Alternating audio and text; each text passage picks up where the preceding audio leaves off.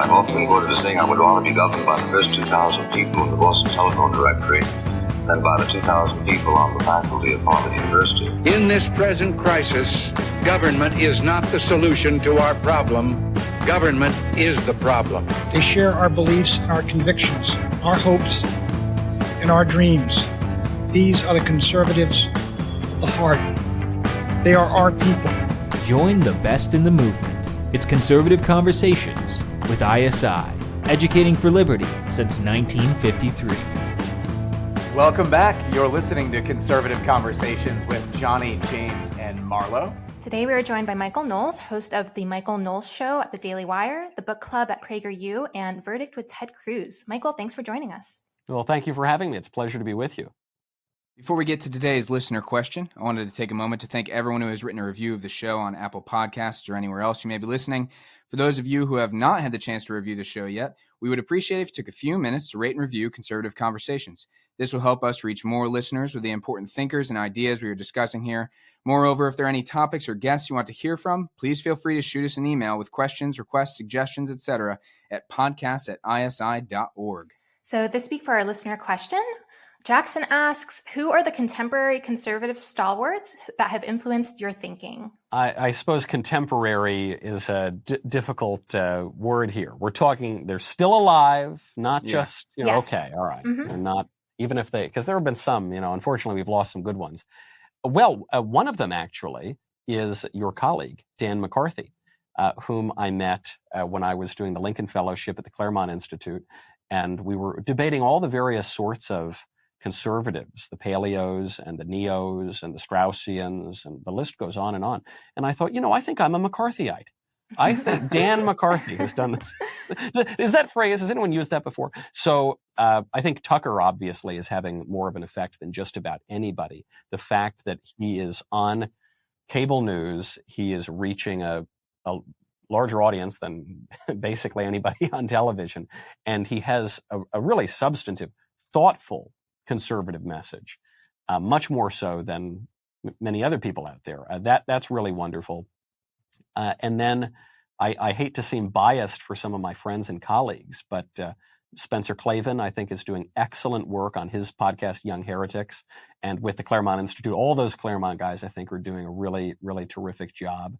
I obviously have to mention my pals over here at the Daily Wire, which especially what the Daily Wire has tried to do is focus in on cultural matters and actually produce cultural content, not merely criticism. I think that's going to be really important.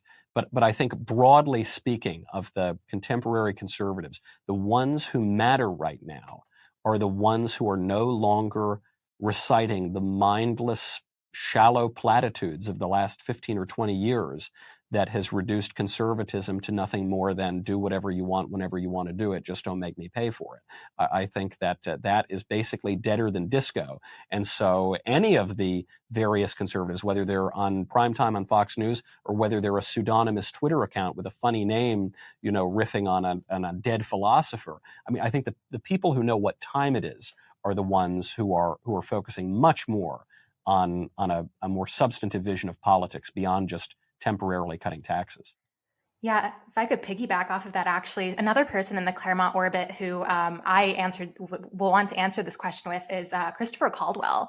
He, I read his book, Age of Entitlement, this summer, and it was heretical, but it really pushed me to grapple with some really hard questions surrounding the judiciary and movements that developed in the 60s. And he's such a great journalist and talented reporter who knows how to write about these issues, and conservatives should be paying attention to what he's writing. And he obviously writes for a wide audience. He's writing in the Times. So I think he's probably, a good person to lump with the group that you just mentioned who know what time it is. Certainly, Charles Kessler, who sort of runs the shop over there for the Claremont Review of Books, he referred to it as a high-capacity magazine. And I think that's true. When you look at people like Chris Caldwell or John Marini or Angelo Codevilla, or, the list goes on and on and on of these guys. And I do think they're having much more of an influence, in and around and even outside of the Claremont orbit than maybe some of the conservative power centers even 10 years ago. Yeah, and it really has been a sea change in the last, 4 to 5 years. With a lot of people complain about sort of the conservative movement in a moment of crisis and perhaps there's some truth to that, but I just think it's probably one of the most exciting times to be a conservative intellectual. There's just a flowering of journals and ideas and new thinkers. I actually get the sense that we're hashing out and debating something new instead of just repeating the arguments that we've, grew up learning our whole life. I think that's certainly the case. I'm still a great admirer of Ronald Reagan. I know that some people have turned on the Gipper. I'm still a great admirer of his. I'm still a great admirer of William F. Buckley Jr., though some people have turned on Buckley. But for goodness sakes, let the men die. We don't need to, we can learn from them, we can read them, but don't just dig up their corpses and try to reanimate them for every single election and every single lecture. For goodness sakes, they dealt with the problems of their age, and perhaps we can try to deal with our own problems in today's day and age. Yeah. And, some people who I think are doing that really well, some contemporaries that I look to quite a bit would be Yuval Levin, number one. I think his work on institutions is fantastic. And then Michael Matheson Miller, actually, who's sort of an associationalist, he's out of Acton Institute, but he runs a podcast called The Moral Imagination. And I think the work he's doing on sort of trying to practically figure out how do we have associations, how do we opt out in today's sort of age of technology is going to be really important down the line. I agree, certainly, with those guys. I think also we ought to mention Yoram Hazony. I think he's doing really great work at cracking up some of the desiccated old slogans that we've been reciting for a long time. And we really should mention Sohrab and Adrian Vermeule, who are about to lead the crusade into the Holy Land and of Catholic integralism. But what they have done, even if one does not go all the way on some of their arguments, what they have done is bring back up the topic of the common good, of the good generally, of the highest good. This idea that on a right that had been so in the thrall of a kind of libertarian bumper sticker era, the idea that there is something as the good and we can actually know something about it. Actually, Bill Buckley had a lot to say on that topic, and that we can discern between right and wrong and good and bad and true and false. We needed to hear that again. If there is to be a coherent conservative movement, we need to acknowledge that. And at the most basic level, we need to pursue good and avoid evil. That's right. Yeah, and it's been a long time. I think maybe since Brent Bozell that someone was making some of those arguments that you see from Vermeule and Deneen and Sohrab Ahmari. So it's refreshing to see that. Yeah, I think I'd have to say, a lot of these names that we've already mentioned, people that I follow, Dan McCarthy, of course. I like to tell the story. When I was at ISI the first time, he hired me away from ISI to come to the American Conservative magazine. And now I hired him back to ISI, which is actually his second time at ISI. So, pretty much everything, Dan writes, I would say I agree with. But, certainly some of the other stalwarts, Tucker Carlson, the legendary Pat Buchanan, who was the founder of the American Conservative. I've learned a lot from Pat and got to know him a little bit over the past few years. And then a couple other people that I had mentioned, Joshua Mitchell at Georgetown has done excellent work on identity politics. But even before that, he's written a book on Tocqueville that was pretty impactful for me. And then there's a historian at University of Pennsylvania, Walter McDougall, who's excellent on foreign policy and American history. And he's someone I turn to frequently. I would also like to throw in a passing mention to, it's funny, every time someone else answers, I want to throw in many, many more of these people. But Paul Kenger, we shouldn't overlook too. At Grove City College. Paul came out with that wonderful book a couple of years ago, The Devil and Karl Marx, as a spiritual biography of Karl Marx that really had not been done before and had not been done in that depth. And I think it really added a lot to the discussion. Conservatives blame Marx for everything. And frankly, the man was responsible for a lot of bad events and ideas. But I think the focus on collectivism or the focus on bad economics, communism just doesn't work. It doesn't really go all the way. And to hear Paul describe Marx's the view of Marx's contemporaries that the man was basically a demon, that really adds quite a lot to our understanding and why, for instance, many popes have condemned communism and socialism as a pest, a plague, a wicked confederacy.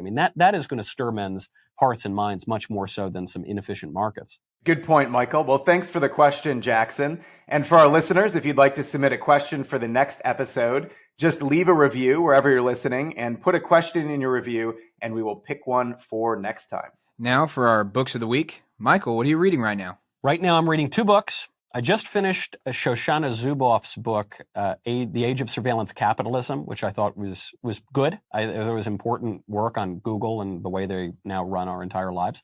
But the books I'm reading at this moment on physical book, old-fashioned book, I'm reading I See Satan Fall Like Lightning by René Girard, which I just love. I had not been familiar with Girard's work before. I cracked the cover of that one, and it's really just wonderful.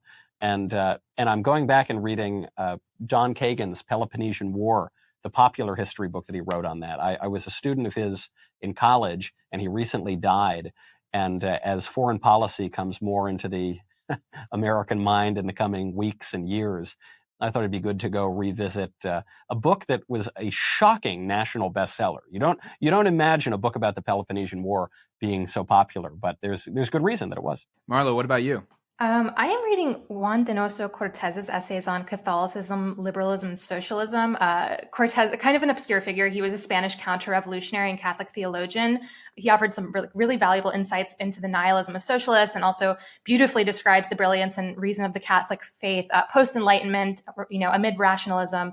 And what really separates him, in my mind, to a lot of Catholic philosophers I like, such as I love Joseph Pieper. What he's really good at, though, what Cortez is really good at, though, is he writes in this very Baroque form, which was, it was very characteristic of his day when he was writing. But it's just, if you're someone who appreciates the literary arts like I do, it really offers these valuable insights on modernism as well. And he just writes so beautifully that I just recommend it as well for the creative writing that one can learn from writing or from reading his works. Sounds fascinating, Marlo. James, what about you? Well, as regular listeners will know, I'm sort of slowly making my way through natural right and history, trying to give it its due, but also digging into the Prince, Machiavelli's Prince. And I think I'm going to be heading back to sort of my freshman year of college and reading some more, going back to Plato. I think it's something that, you sort of graduate college and you want to read everything that's new, because you spend all this time reading all the things that are old. At least if you go in, if you're in a great books program like I was, you spend a lot of time reading the old things. And so you want to read new things, but I am sort of quickly being drawn back to that which my education gave me, which was so good. So I think I'll probably dig back into the Republic after this, after I get through the Prince, and continue my way through. Johnny, what about you? Yeah, well, I got my hands on a book that's not yet published by Daniel Mahoney. He's a professor at Assumption College, and he's got a new book that'll be coming out with Encounter called The Statesman as Thinker, 10 Portraits of Greatness, Courage, and Moderation. And I've just been blown away by the book. We actually ran the first chapter, Statesmanship as Human Excellence, in modern age a couple issues ago. So he's kind of looking at statesmanship in the classical tradition and then shifting gears to statesmanship in America and kind of contemporary Europe, going all the way from George Washington to Churchill and de Gaulle. And it's just been very inspiring, and happy to say that we're actually going to be working some essays from that into our new fellows program, the George Washington Statesmanship program that we'll be launching in 2022. So we'll be honoring Dan Mahoney actually at our upcoming gala with our Professor of the Year Award. So it's been great to dive in a little further into his latest work. Well, before we get to our interview, I'd like to thank you for listening to Conservative Conversations. This podcast is a production of the Intercollegiate Studies Institute. Our mission at ISI is to educate for liberty. If you'd like to help us in pursuit of that mission, please rate and review this podcast on Apple Podcasts to help us reach more listeners like yourself. Michael, before we discuss your most recent book, Speechless, I'd love to discuss your introduction to the brand new edition of William F. Buckley Jr.'s God and Man at Yale, which was published with Modern Age Online. Your essential claim in your introduction seems to be that people tend to conceive of Buckley the wrong way. Can you tell us a little more about that? Yes, I think the worst thing that they ever did to poor Bill Buckley is they turned him into an ism, just like they turned his pal Ronald Reagan into an ism. So when you hear of Buckleyism, it evokes this halcyon bygone age when the conservatives, they were urbane and they were so wonderfully well educated. And most of all, they were anodyne. They were not a threat in any way to the liberal establishment, right? And Buckley was urbane and he was witty and he was very intelligent and educated, but he was not anodyne. The man was not, he actually did pose a threat. And I think today, when people invoke William F. Buckley Jr., they'll say that he's such a contrast to today's conservative movement, which is authoritarian and fascist and Nazi. And when you look back at the reaction to God and Man at Yale and his later books, you recognize that the left called him an authoritarian and a fascist and a Nazi. I mean, very famously, infamously, Gore Vidal called him a Nazi on national television. And so Buckley called Vidal a queer and threatened to punch him in the face. This is not the meek, mild-mannered conservative caricature that people portray today. And so, I have a great deal of respect for Bill Buckley. He and I have a lot in common. We have politics in common. We have a profession in common. We have a religion in common. We have an alma mater in common. We even have a priest in common. The great Father George Rutler in New York. And so I feel a real kinship to the man, even though he died. I was probably 17 years old when he died, so I never had the chance to meet him. And I just feel that people are trying to turn him into a caricature and dismiss him in that way. And I don't think that's a very good idea. Same goes for Reagan. And so going back and rereading God and Man at Yale, I remember thinking, gosh, this book is much more based than I remembered it being. And to use the popular word now, I mean, this is much more right-wing. He has that wonderful quote in there from the former president of Yale. He says, "Skepticism has utility only when it leads to conviction." He seems to suggest that in New Haven, students' minds are so open that their brains fall out. And we recall that Buckley's second book with Brent Bozell was defending Joe McCarthy. And he moderated his views on McCarthy later on as a tactical matter. McCarthy might have shot himself in the foot. But as late as at least 1966, he was defending McCarthy on his show Firing Line. And Buckley made this point to Leo Chern, which shocked Chern, and it shocked everybody, in an episode called McCarthyism, Past, Present, and Future. They didn't like the idea that there was a future. And Chern said, "Bill, you and I agree on at least one thing. We want a more open society." You recall George Soros' foundation is the Open Society Foundation. So Chern says, we want an open society, and McCarthy opposed the open society. And Buckley said, "No, I don't. I think society is far enough open. Actually, I think it ought to be a little more closed." He said, "I am an epistemological optimist." It's an unfortunate phrase, but it means we can know things. I think certain things are settled. And, he didn't advocate throwing a Nazi or a communist in prison, but he didn't particularly care about keeping them out either. And I think that if we're to have a real substantive conservative vision these days, if we're going to move beyond the sort of cheeky, clever, impotent procedural arguments that we've been making for the past decade or two, I think we need to recognize that epistemological optimism. And we don't need to go become authoritarian Nazi fascists to do it. We can actually just return to Bill Buckley and the book that started the movement. Michael, before we talk a little more about what you just said there, I was really intrigued by one of the lines in the book, in the introduction, where you said that God and Man at Yale launched the conservative movement. And this is something that's been talked about on the podcast before, and there's lots of controversy at ISI conferences. This is something that people talk about, right? What book actually launched the conservative movement? And so, we had a professor on a couple episodes ago, Rob Coons. He says that it was Richard Weaver's Ideas Have Consequences. We've had people say that it's The Conservative Mind, Russell Kirk's Conservative Mind, 1953. And we've had people say that it was Hayek's Road to Serfdom, which ended up, influencing Buckley and others. How would you respond to those? Why do you think that God and Man in Yale was the one that launched it? Well, I love all those books, especially Russell Kirk's book. That is one of my favorite books. And whenever young conservatives ask me, what should I read? And they name off a whole lot of sort of libertarian or neoconservative books, I say, well, maybe read a little Kirk too. Maybe start there, or Burke or somebody. Go further back. But I guess you could raise Edmund Burke too. You could say the conservative movement began with Reflections on the Revolution in France, and I say, well, now we're talking about the modern one. And so while I agree that all of those books are important to read.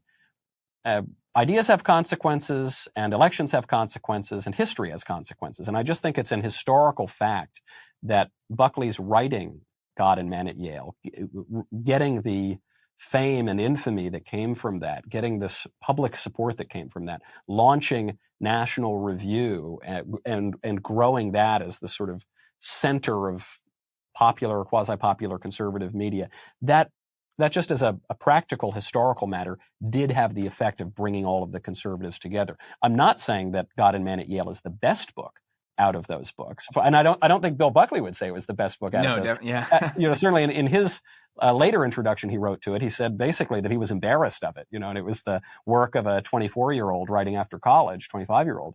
But regardless of that, one, I do think it is a good book and worth reading. But just as an historical matter, I think it was the most consequential of them. Michael, a question I have for you is, you mentioned that you share a faith and even Father George Rutler at St. Michael's in New York City, correct? I used to go there when I lived there, and I was a fellow at National Review through the Collegiate Network, actually. And something notable about my peers there was that a lot of them thought of Buckley as foremost a Catholic, and his faith was obviously very important to him. And my question is, you wrote that God and Man at Yale describes the duel between Christianity and atheism, which Buckley called the most important in the world. 7 years later, do you think that this is the most salient struggle, as you wrote in the introduction to the book? Because Harvard recently elected its first ever atheist chaplain, as I'm sure we all saw, and most American institutions that have been captured by the left they're completely hostile to the beliefs of Christians. So how much vitality does that dilemma, that battle, even still have today, do you think? I think it's extraordinarily vital. I think that's what you're seeing happen at Harvard. Harvard is a seminary, and so it makes perfect sense that the chaplain there would reflect the official religion of Harvard, which is atheism. And frankly, I think it's the official religion of our country. And too many conservatives have given into that and accepted this preposterous idea that secular liberalism is a neutral playing ground, and we can all have fair fights with the left on their own turf, on a field that is totally dominated by them and by their premises. In God and Man at Yale, Buckley says that academic freedom is a hoax. It's a superstition. That the Yale sociology department would never tolerate a Nazi teaching about the superiority of the Aryan. It just wouldn't happen. It's not within the mission of the university. They would be run out of town, and it wouldn't be cancel culture if that happened. Every regime is going to have certain ideas and a certain conception of the good. And right now, you think about what you can and cannot teach in a classroom. You could teach radical books in a classroom. You could teach Robin DiAngelo. It'd be fine. You could teach Ibram Kendi. You could, I suppose, teach Mein Kampf in a public classroom today. You could not teach only one book, and that book would be the Bible. You're not permitted to teach. That would be wrong. It seems that that isn't so neutral. It seems that that's actually preposterous, that the most important book ever compiled, that without which you can't understand any of Western civilization, that's the one part that is officially omitted from one's education. And so Buckley says it's not enough just to argue about the economics or to argue about policy. It really does come down to good and bad, right and wrong. And Whittaker Chambers, I think, made this point very well too.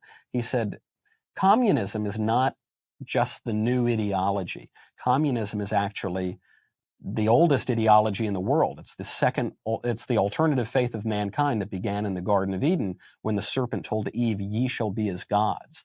And we can deny that all we want, and we can use the sort of silly secular language that we do. But the fact is this: Texas Democrats just this week are partnering up with the Satanic Temple to try to overturn a pro-life law in Texas. And in California right now, the state education system is in their curricula including prayers to Aztec demon gods, to whom the Aztecs would sacrifice humans by ripping out their beating hearts. So we can deny the religious aspect of these questions. We can pretend not to care about religion, but religion cares about us, and it will reassert itself because, as Cardinal Manning says, at bottom, all human conflict is theological. Yeah, that reminds me, one of my favorite, more modern Eastern Orthodox thinkers, Father Alexander Schmemann, has an essay, Worship in a Secular Age. And he basically says, you've heard of Homo economicus, but really man is Homo adorans. He's a worshiping being. And if he's not worshiping the Trinity, he's going to be worshiping some false god, some demon or some idol. And I think you really do see the demonic side to the whole abortion issue come out with just the fervor at which people feel like they need to defend, even especially corporate America, offering funds for their employees to be able to travel and get abortions. And it just seems like it's, totally, there's something more going on here than the eyes can see. But Michael, getting back to the question of academic freedom, I'm curious, if we were to restore a Christian civilization, Christian, universities, rightly understood, would there be some role for academic freedom? Is there a type of academic freedom that coheres with the Christian understanding of truth? And I guess what might that look like in practice? I think there can be, and Buckley admits as much too. He says if a scholar wants to pursue his own studies, far be it from me to stop him from doing that. But that understanding of academic freedom is very different than the idea that a professor can teach whatever he or she wants in the classroom. And this has now been extended in an even more extreme way to say that a third grade teacher has every right to have the students stand up and say the pledge to the pride flag, which was a controversy that came up last week, as though a third grade classroom is some free marketplace of ideas where we can all, come to some wonderful new understanding of truth. And that's just not the case. And I'm not even making a prescriptive statement so much as I am making a descriptive one. I know that it's very fashionable today to say that we shouldn't teach students what to think, only how to think. But the fact is, you can't teach students how to think until you teach them, at least at some level, what to think. You can't know how to think about higher mathematics if you don't know that 2 + 2 = 4. You can't know how to think about Western expansion and colonialism unless you know that in 1492 Columbus sailed the ocean blue. You need to know some facts, and if a student says that the Columbus sailed in 1927, he's going to be punished for that. He's going to get a negative grade. He's going to flunk. These days he'd probably get an A-, but in a normal society he would get a flunking grade. And so we need to acknowledge that there is truth, and the truth is exclusive. It's not. I know we have a religion of inclusivity now, but that it is exclusive, and we need to be able to stand by that. And unfortunately, the radical skepticism that we have adopted in recent years, such that David French refuses to draw a distinction between Drag Queen Story Hour and going to church on Sunday because who knows, who decides? That is absolute poison for the conservative movement, and it's poison for self-government. I mean, obviously it's poison for education. You can't learn anything if you can't discern between true and false and right and wrong. But you can't govern yourself either, because self-government, as John Adams says, requires a moral and religious people who can possess faculties of reason and moral conscience. I'm interested. We're sort of talking about having some sort of agreement on some kind of common good. I'm wondering, and we were specifically talking for a moment about religion. Obviously, if we just took a university as example, not even just the whole country, but we have so many different religions at play that aren't necessarily pushing things like Drag Queen Story Hour, et cetera, that are not, these religions are not detrimental to society. I suppose one could argue against that, but I wonder, what do you think the sort of what do you think the sort of bar, I guess, is? What do we need to raise things up to? Where are we sort of cutting off as far as a sort of, whether it's religions or whether it's certain viewpoints that we're just going to say, nope, you don't have a place here in this country, or you will be punished in some sort of way in this country? This is a difficult question because yeah. let's say that I'm a Catholic, and we can say that because I am a Catholic.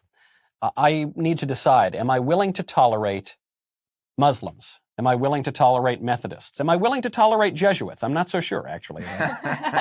The latter, especially, I'm not so sure. But that is I think that is a matter for prudence. And I know the P word is not permitted in political discourse these days, but it's a very important one, especially to conservatives. And I go back to John Locke, the father of liberalism, in the letter concerning toleration. He says we need to tolerate everybody except for atheists. And he says we can't tolerate atheists because they undermine the whole system. Or you look at John Milton in Areopagitica, who it's probably the most famous work on free speech in the English language. And he says we need free speech for everybody, except for Catholics. And so I'm glad that we've sort of moved past that one. Otherwise, I wouldn't be on the show right now. I guess a couple of us wouldn't be on the show right now. But I understand what he's saying. He's saying that as these religious wars are roiling in England, if you permit everything, and if there are no limits whatsoever, you're going to lose the entire political order, and you're not going to have free speech anyway, that liberty necessarily has limits. I mean, frankly, Herbert Marcuse and the New Left recognize this, and I think we would do well to learn from them when he says that tolerance cannot tolerate intolerance. There necessarily are limits here. So I'm not calling for the harsh Spanish Inquisition to go, throw all the heretics in a boiling cauldron. But we do need to recognize that certain things really can be settled. Certain things really are off limits. And the whole American idea only works if certain things are settled. I mean, it's right there in our Declaration of Independence. If you do not believe that there is a God who endows us with certain rights, then the American idea isn't going to make very much sense to you, and it probably won't last very long. Yeah, I think I agree with that. It reminds me of a phrase that Peter Lawler used to use. We got to keep lock in the lockbox, he used to say. Not interpret those documents so much in a Lockean sense, but more with a sort of natural law that's kind of weaved within, obviously, that's John Courtney Murray idea. But so, Michael, your latest book is titled Speechless, Controlling Words and Controlling Minds. It seems to me to be, broadly speaking, a book about political correctness and values, I think is a really important concept here. So tell us, what drew you to this topic of political correctness, and why did you write this book? Well, I thought it would be really funny after doing a best-selling blank book without any words in it to do a book entirely about words. I thought that was the first impulse I had. But beyond that mere irony, I think that the manipulation of speech is not just a strange aspect of the left's ruling strategy, but it's actually the heart of it. I think it's the most effective tool they have at their disposal. When Donald Trump says that political correctness is killing our country, it's the biggest problem in the country and we've got to stop it, I don't think he's just being hyperbolic. I think he's recognizing something that is true, and it's resonating because everyone knows that it's true.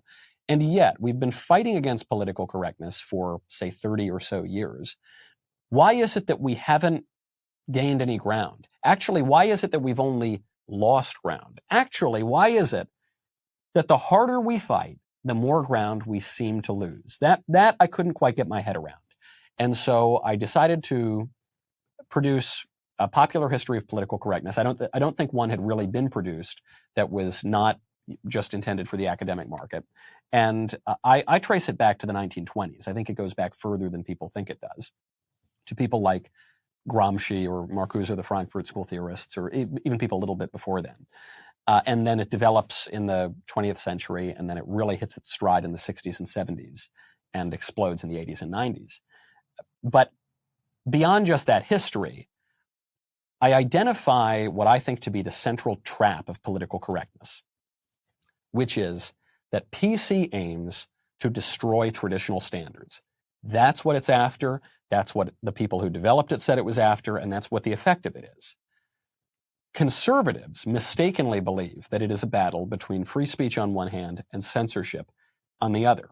And so there are two ways that conservatives react to it. On the one hand, you have the squishes who just go along with it. Okay, I'm supposed to call Bruce Jenner she now or Caitlyn now. Okay, I'll just do it. No big deal. I'll be a nice guy. Obviously, that advances political correctness. But then even the more stalwart conservatives, the ones who say, I'm not going along with your new standard, I'm a free speech absolutist, they unwittingly advance the purpose of political correctness too, because either way, the traditional standards are abandoned. In saying no to the new woke standard, the free speech absolutist says no to standards in general. Yes, it's true that political correctness says that you can't say certain things. So does chivalry. It's not merely the form that matters here, but also the substance. What is it that we can and cannot say? It seems to me that all societies throughout all of history, and especially in the United States, have had standards and taboos. And the important question is not whether or not we should have standards and taboos. That's settled, I think. That's a pipe dream, a utopian idea that you'll get rid of those things. The question is, what are the standards? What are the taboos? What is our vision of the good? And the longer conservatives dither and refuse to deal with that question, the more ground we're going to lose. Yeah, something I was, when I was reading your book, I was really glad to see is that it's just as much of a criticism of conservatives as it is leftists, which I want to read this sentence from your book, which I felt really characterized a lot of the frustration held by people on the right. You write, for decades, conservatives have attempted to rebuff the radicals by denying the intrinsic limitations of tolerance, thus permitting leftists to shift the range of acceptable discourse, known sometimes as the Overton window, ever leftward. So you introduced Marcuse's repressive tolerance, which you briefly talked about Marcuse earlier, as this animating idea for the left. And you say that the neutrality you just mentioned that some conservatives seek is an illusion that has never existed. How do you think that conservatives effectively counter the left's hegemony on American institutions and culture without relying on the same strategies of the left's playbook, which you just admitted have been very effective? I think we should rely on the same strategies. There's a little more nuance there, but I think actually we have a lot to learn from Marcuse and from Antonio Gramsci and from Carol Hennish, for that matter, the second wave feminists who did more than maybe anybody to help to upend traditional standards and take over the culture. I mean, just that sentence, the personal is political, this rallying cry for feminists in the 70s, upended the whole culture. The idea that who does the dishes is a political question. What sort of food you eat, how you relate to one another, even within the home, that's a political question. It was not a political question when they brought it up, but now it is. And I know that some conservatives want to return to this bygone era and say, gosh, why can't we all just fight in the halls of Congress and get a drink at 6 o'clock? Why is my chicken sandwich now political? Why are my running shoes now political? Because the radicals succeeded. And if you want to return to a more sensible time when we agree on anything, when we can at least agree on the difference between a man and a woman, the only way out is going to be through. You're going to have to win those political battles. The standards have been upended. And so I think we ought to read Marcuse clearly. I mean, Marcuse's mistake is that he wants to promote evil things and he wants to suppress good things. But his mistake is not in observing that there are limits to tolerance. I think he's completely right about that. So sometimes when conservatives will say that, if we wield the government, then that'll make us no different than the left. I think, no, it depends what you wield the government for, and it depends when you do it. If we, have a true insurrection and we just take over the government outside the constitutional norms, I guess that would be pretty bad. But if we just win elections and the people happily give us power on occasion, and then we wield that power in a just way, in keeping with the American tradition and for the good, that seems good to me. That seems good. That seems a little different than wielding power unjustly for evil things. And so I just think it's very important for us to acknowledge that the left has gotten some things right, at least on the way politics works. And now we need to fight them on what we want to do within the political sphere. Michael, you mentioned we were talking about Marcuse, and you've mentioned a couple other figures, Gramsci, and these figures come out of the Frankfurt School, which you also mentioned. I wonder if you could give listeners a little bit of an intro to what is the Frankfurt School? Why does it matter? What are its sort of intellectual roots? And how are we seeing them today? And figures like Gramsci. Well, if you ask Wikipedia what the Frankfurt School is, they'll tell you it doesn't exist. And then when you point out that it does exist, they'll tell you it's an anti-Semitic conspiracy theory. You'll say hold on, wait, and why is it anti-Semitic? Well, because the Frankfurt School theorists were Jewish, which is true. But the man that I consider to be the Mac Daddy of political correctness was actually not a German or a Jew, or he didn't move to America. He was an Italian Communist Party leader, Antonio Gramsci, who was imprisoned by Mussolini. It's the worst thing Mussolini perhaps ever did. Maybe not the single worst thing, but it was bad in the sense that not only did Gramsci deserve it, but he gave Gramsci a pen and paper, and Gramsci was able to write down his theories, and they have reverberated throughout the generations. And then the Frankfurt School really took this to an extreme. So the Frankfurt School was this group of Marxist intellectuals. They fled Germany when things weren't looking so hot there, and they came to the United States, and they developed critical theory. And once you get past the pretentious jargon of men like Herbert Marcuse, Horkheimer, Adorno, all these names that you've probably heard in passing, the theory is simple. The theory is to criticize. It calls to mind rather a line from Karl Marx to Arnold Ruge, which is where he called for the ruthless criticism of all that exists. Someone like Martin Jay, who's an historian of the Frankfurt School and a sympathetic historian of critical theory, he says that what's strange about critical theory is that it's not an academic school in and of itself. It's a gadfly on other disciplines. It sort of infects everything. This is how we're now talking about critical race theory, that somehow this is dominating our public discourse. Well, that's a derivation of critical theory. And it does undertake this desire to criticize all that exists. And so now what are we living in? We're living in the ruins of that political campaign.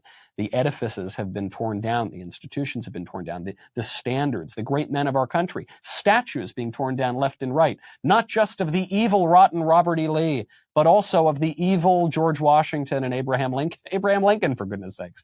Man freed the slaves, who doesn't get credit for it because everything has to come down.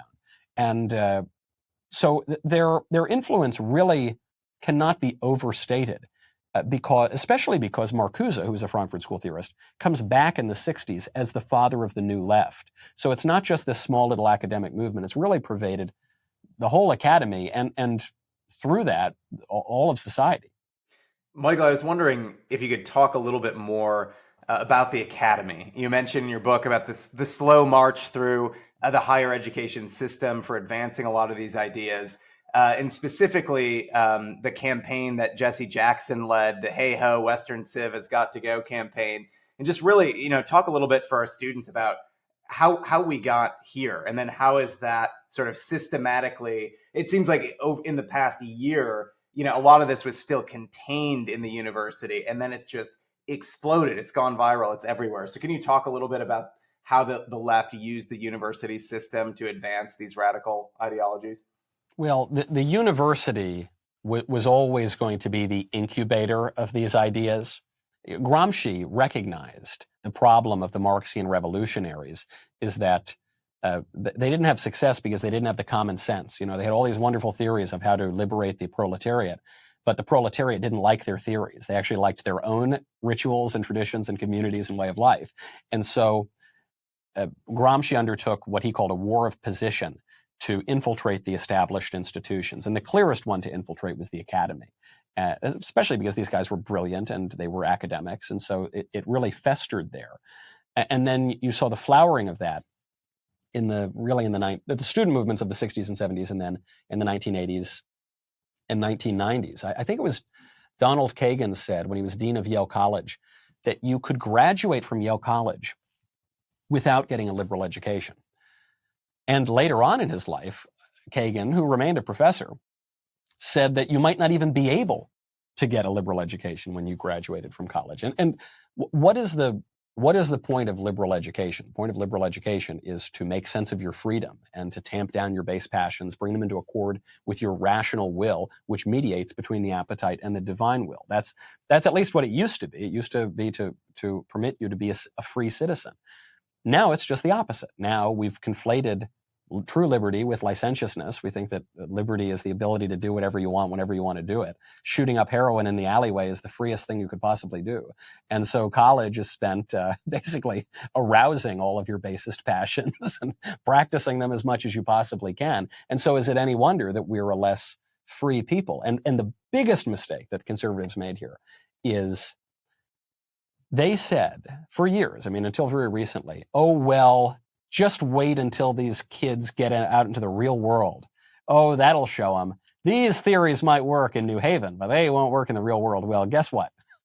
The real world is now acquiescing to their demands because a campus is a crystal ball. And what is happening on campus is showing you what your society is going to be like in 20 years. And now we're living in that.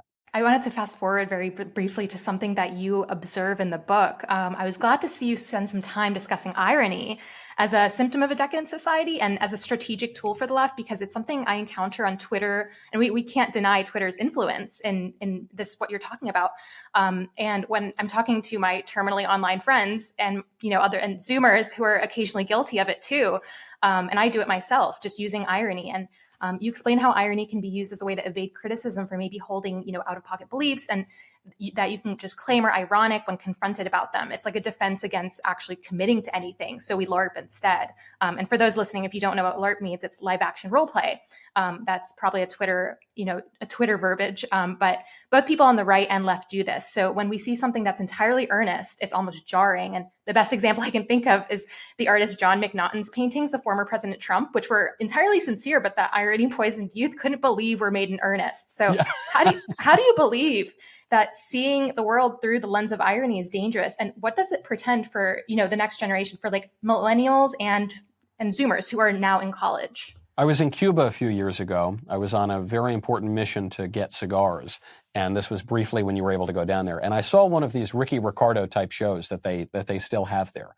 And Cuba has many, many problems, but irony is not one of them, because Cuba is not a decadent society, far from it. They're trying to scrape by and just live. And what I noticed about the performance was it was very energetic and it was very earnest. People dancing with pineapples on their head or whatever. And then I looked at the American entertainment, Miley Cyrus or whoever. And everything was apathetic. Everything is lethargic. Everything is, even in the way that people speak. You'll notice that millennials and Gen Z will often speak in vocal fry. It's just, there's no air, even support. It's just sort of, yeah, whatever. I mean, even in the language that they use, they won't state an opinion. They won't say, this is the way things are. They won't even say, I think this is the way things are. They won't even say, I believe this is the way things are. They will say, I feel like, because you can't disprove that. You can't argue with that. It's just the way they feel, man. And I don't think this is a coincidence that as our society has become more decadent and more ironic, we're not even willing to state our own opinions. And you see this a little bit on the right as well. The irony bro phenomenon, so that you can never pin anybody down, which I understand it as a tactic because you want to evade cancel culture. But I think sometimes we take it a little too far. I'm thinking of the Proud Boys, the much maligned Proud Boys, the worst terrorists in America. Antifa burns down the country, that's fine, but the Proud Boys, they're the worst people in America. Well, the Proud Boys organization defines itself as Western chauvinists because the whole culture hates Western civilization and they hate the prevailing culture, so they're Western chauvinists. I get why they're doing it. But they don't need to be chauvinists. It comes from Nicolas Chauvin, this sort of extreme French patriot who got 7 million wounds and was given the Sword of Honor by Napoleon. You don't need to be unreasonably, excessively patriotic. You can be sincerely, earnestly, reasonably patriotic. The same thing goes, there was a student who was protesting the safe spaces on a college campus. And he dressed up and wore a diaper and put a pacifier in his mouth and jumped up and down to make fun of the left, who he said were acting like babies. And he thought that he was degrading the left, but he wasn't. He was degrading himself. You don't need to do that. You can just sincerely state your views on things and then have the courage to stand by them. But the problem runs a lot deeper than just the left making us all decadent and ironic. Unfortunately, the people on the right have done it too. Michael, before we get to our final question, which we ask all our guests, I wanted to ask a little bit about some of the rhetoric used in the book, but just sort of our political rhetoric in general right now. A lot of people, we always use this language in politics, this sort of language of fighting and almost war, right? And we talk about culture war, and it's come under fire from some parts of the right saying that, like I'm thinking of RJ Snell specifically. He's made the point in public discourse that this is not the way to conceive about politics because it implies that politics is primary. And so I'm wondering, do you think there's a sort of better language we could use? Do you think that this language doesn't in fact do that? And what sort of, I guess my sort of broad meta question is, what is politics and how should we talk about it? And how is our language we're using today conveying our conception of politics to people? This criticism, I think, is very important. And the way to think about it is not so much when you're fighting the blue hair feminist in the street or when, some Republican is fighting AOC in the halls of Congress. Think about you and your wife.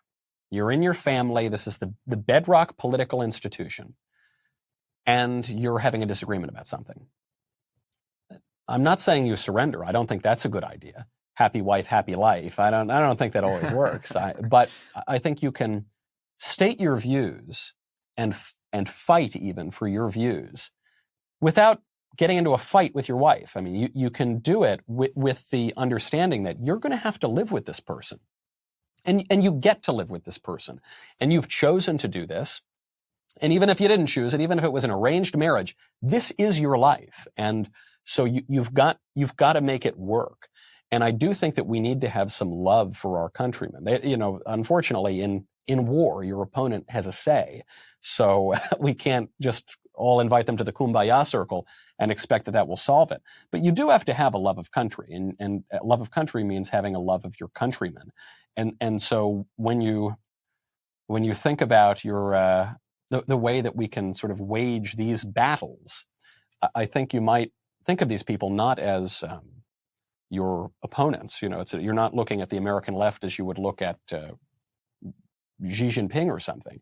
You're looking at the American left as you would your hysterical cousin or your lunatic aunt, who you've got to bring into line. You've got to teach them things. We do. There actually is some good that we've got to pursue, but you have to do it in a loving way that's not going to totally poison the family and poison the relationship. Because in politics, it's how we all get along together. And especially in self-government, we need to be able to speak to one another and persuade one another and deliberate. And importantly, I guess on the topic of the book, we've got to be able to speak the same language if we're going to do that. And Michael, the last question we have for you that James mentioned, we asked all our guests, what is conservatism? How would you define it? I'm going to steal an answer from Roger Scruton. I won't say it in as suave or British a manner, but I'll steal it nonetheless. And I'll try. A conservative, I think, is one who wants to conserve things. I think that's a very important answer. I think there's a lot of truth to that. And we want to conserve things on two different levels. We want to conserve the good. There is some good. We are made in the image of God. We can pursue the good. We must pursue the good and avoid evil. But we also want to conserve a way of life. We want to conserve things that are not purely rational. We want to conserve things that can't be put on a 5-point manifesto on the back of a napkin. When we talk about conserving America, it's not just some idea in some document. We also want to conserve fireworks on the 4th of July and beer and hot dogs and this lovely geography we have and these wonderful people that were around. And we want to conserve the memory of our ancestors, and we don't want to just tear them down and set their statues on fire. It's not saying that things ought never to change. It's recognizing that what we have inherited is precious. And we ought to be grateful for that. First of all, begin not from a perspective of entitlement and even rights, but from a perspective of obligation and gratitude. And recognize that it's also not just about us, that we have an obligation then to preserve that thing, which is fragile and that we ought to cherish, preserve that for our children, whom we are producing at ever lower rates, which is a problem as well. And maybe the reason we're doing that is because we don't really like our country so much, and we don't think there's any reason to pass it on at all. But I think that if we just took that perspective of gratitude and an acknowledgement that what we've been given is a special thing, I think that would have an effect from the family all the way up to the nation. Well, I agree, Michael. I think ending on gratitude is a great note. So thanks so much for joining us. If people are interested in following more of your work, where can they find you? For now, they can find me on Twitter. I don't know how long that's going to last, but for now, they can find me on Twitter at Michael J. Knowles. You can find me at the Daily Wire. I host the Michael Knowles Show. It's a daily show there. I host a show with Senator Cruz called Verdict, and then a once-a-month book show at PragerU. And so we'll see where we get canceled from. But for the future, you can find me there. And you can find me most recently at the ISI website with this introduction to the new edition of God and Man at Yale. Awesome. Thanks so much for joining us, Michael. Upcoming on Conservative Conversations, look out for episodes on teaching American history and on Gen Z conservatism. Thank you for listening to Conservative Conversations with ISI. If you've enjoyed this podcast, please feel free to head over to isi.org/resources to see all that we offer our members, including the Intercollegiate Review, select modern age articles, ISI books, and of course, this podcast. Thanks again for listening. Don't forget to rate and review, and we will see you next time on Conservative Conversations with ISI.